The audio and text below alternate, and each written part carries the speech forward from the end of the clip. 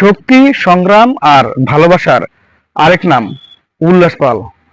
জন্ম থেকেই শারীরিক প্রতিবন্ধকতা ছিল তার নিত্যসঙ্গী, কিন্তু জীবনের প্রতিটি ধাপে, প্রতিটি ব্যথা আর প্রতিটি বাধাকে তিনি শক্তিতে রূপান্তর করেছেন, পৌঁছেছেন তার কাঙ্ক্ষিত লক্ষ্য বিসিএস ক্যাডারে।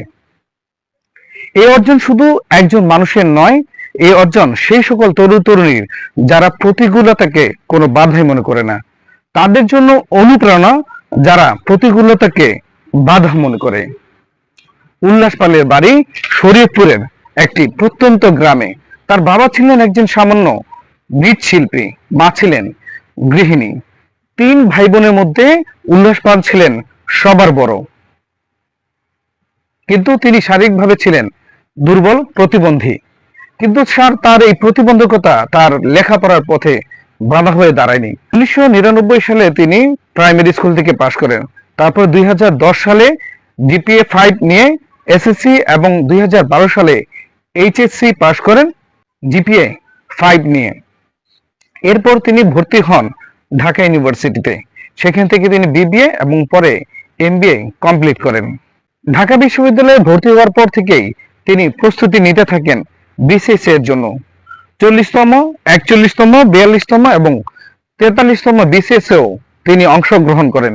40-এ কিছু না হলেও 41-এ তিনি একটা পদ পান, কিন্তু সেখানে তিনি করেনি। অবশেষে 43-এ গিয়ে তিনি শিক্ষা ক্যাডারে নিয়োগপ্রাপ্ত হন এবং কলেজে তিনি শিক্ষকতা শুরু করেন। কিন্তু সেখানে তিনি থেমে থাকেননি, তিনি আবারও ট্রাই করতে থাকেন তার কাঙ্ক্ষিত পদ পাওয়ার জন্য। অবশেষে 44তম বিসিএসে তিনি প্রশাসন ক্যাডারে সুপারিশপ্রাপ্ত হন। অনেক কষ্ট করে বাবা মা তাকে ভারতে নিয়ে চিকিৎসা করান। এতে তার একটি পা কিছুটা ভালো হলেও একেবারে হাঁটা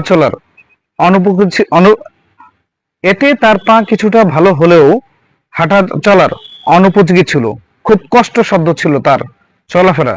তারপরও হেরে যাননি উল্লাস পাল, থেমে থাকেননি কখনো। তার মেধা, অধ্যবসায় আর পরিশ্রমের দ্বারা তিনি জয় করেছেন প্রতিকূলতাকে।